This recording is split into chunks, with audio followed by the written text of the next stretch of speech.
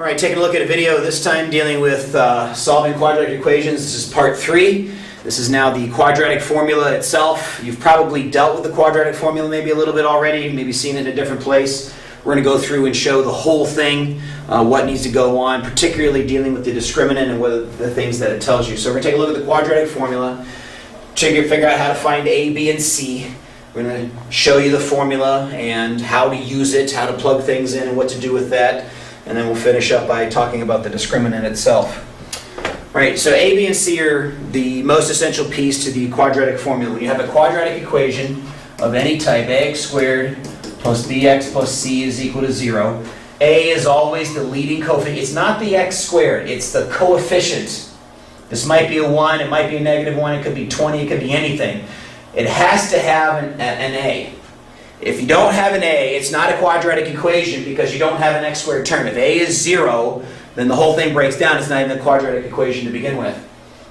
B is always the coefficient of the x term. C is always the remaining constant. All right, so just to pick out the A's, the B's, and the C's, if I had 2x squared plus 7x is equal to 13, first of all, put it in equal to 0 form, like so, which is a little bit different. Quadratic in the completing the square, you go that way. Quadratic formula, we want everything on this side equal to 0.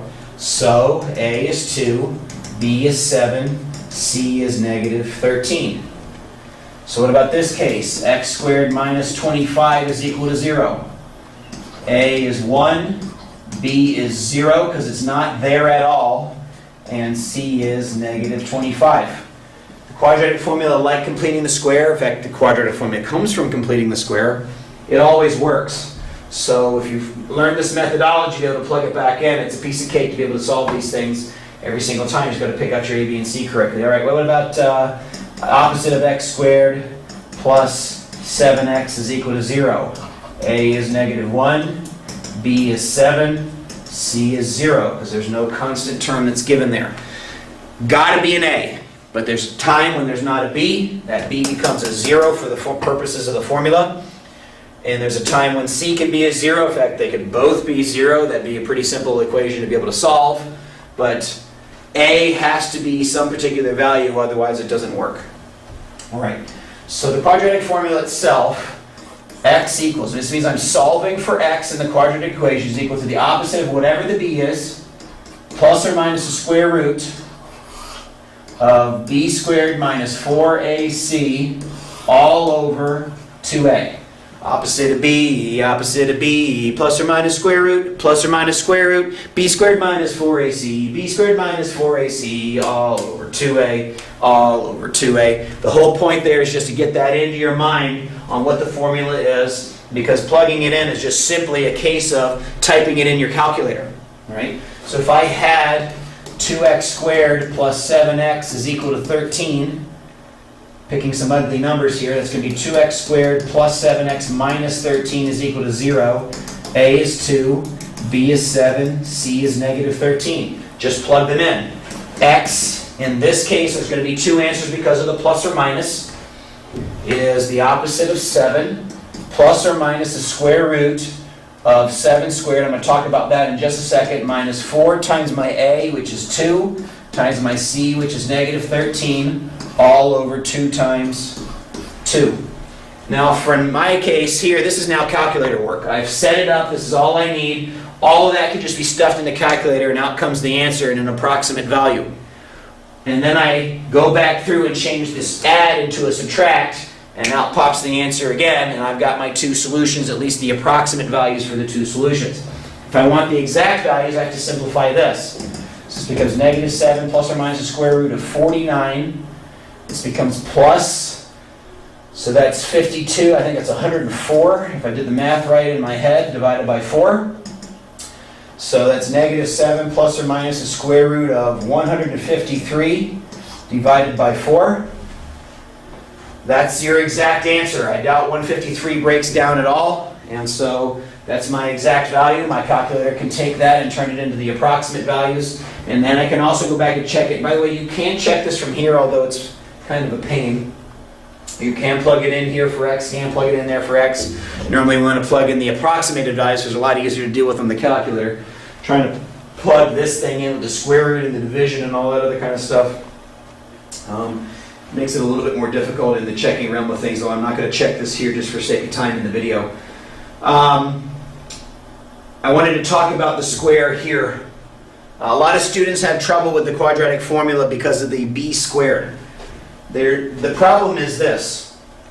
If I have a b that is negative, now in this case I had a b that is positive. If I have a b that is negative, so we have negative 7 plus or minus the square root, let's say it's positive 7, so this becomes negative 7 squared minus 4 times a times c. Calculator handles that just fine. Calculator handles all this just fine. This is the problem. Your calculator doesn't read that as negative 7 to the second. Your calculator, the way that it's built, reads this.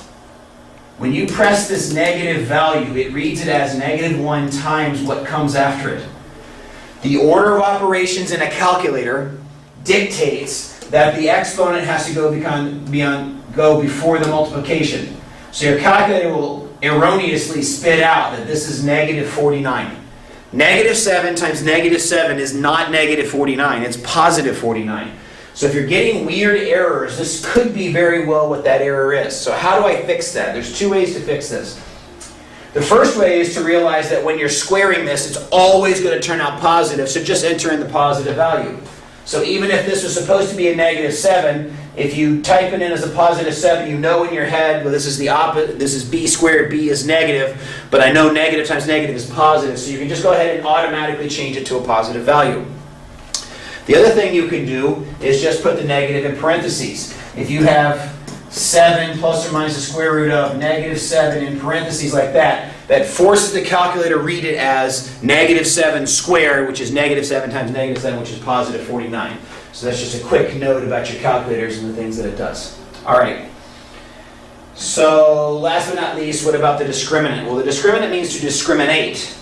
And discriminate means to figure out or categorize things based on a difference between some different things. So the key to solving a quadratic equation, no matter what it is, ax squared plus bx plus c is equal to 0. When I use the quadratic formula, opposite of b, plus or minus square root, plus or minus square root, b squared minus 4ac, b squared minus 4ac, all over 2a. When you do all this, the answer, the type of answer you're going to get is dictated by what is underneath of the square root sign. Why? Because that's the thing that makes things kind of weird, so to speak. The negative b is not going to do anything. It's just the opposite of some value. 2a isn't going to do anything. It's just 2 times some value. What's going to be weird is the square root. You can't take the square root of a negative number, or at least not in the real number realm. You can't take the square root of a negative number. And what this value turns out to be underneath the square root tells you a lot of different things about it. So the discriminant is the b squared minus 4ac part. The value for b squared minus 4ac ends up dictating or deciding or discriminating upon the different kinds of answers that you could possibly get. So the discriminant has a lot of possibilities. Possibility number 1, the discriminant is greater than 0, meaning it's a positive value. So if the discriminant is greater than 0, two things can happen. A, if it's a perfect square, then you are going to have two rational solutions. Why? Because if this is a perfect square, when you take the square root, you're going to get a very nice little number, and that nice little number easily adds and subtracts with this one and divides with that one. You're going to get a rational solution. What that also means is this could have been factored. That doesn't mean it's easy to factor, it just means it could have been factored using the rules that we know about factoring. Now, does that mean you have to go back and factor? The answer is no. But the point here is that you're going to get two rational solutions. It means two fractions, two integers, two whole numbers, two counting numbers, that kind of thing. A perfect square underneath, a positive perfect square underneath here is going to leave you with two rational solutions. If it's not a perfect square, then you're going to have two irrational solutions. Because the square root is not a perfect square, so it's going to be an irrational number. So b plus or minus an irrational number is still going to be irrational, and dividing by 2a is still going to be irrational. Okay? So if it's not a perfect square, this thing is going to give me two real solutions that are fit in the category of what we call irrational. All right, the second thing that can happen is it could be equal to 0. Now this is the best case scenario. If the discriminant b squared minus 4ac is exactly equal to 0, the square root of 0 is 0, the opposite of b, plus or minus 0, doesn't do anything. Adding and subtracting it gives you the same value over 2a. This gives you one rational solution. So again, we're back to nice, easy, simple, easy to understand answers when that's equal to 0. The third possibility is that the discriminant is smaller than 0, meaning it's a negative value. If the discriminant is a negative value, that means this is going to produce an I. So we can either call this a complex answer, we can call it non-real answers. Depends on what the directions are asking you to look for. It says, what are the solutions over the real number system? The answer would be none. There are no solutions there are no real solutions. Meaning there's no real numbers that are solution. You can also get complex solutions. Opposite of b plus or minus something I is a complex number. Complex number is a type of solution.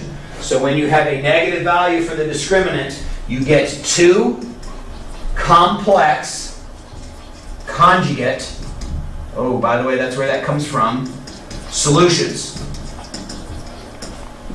It's going to be two of them, plus one minus the other, and they're complex conjugates of one another. Plus the opposite of b over 2a, plus or minus something I over 2a is going to give you two complex conjugate solutions. So that's what the discriminant tells you.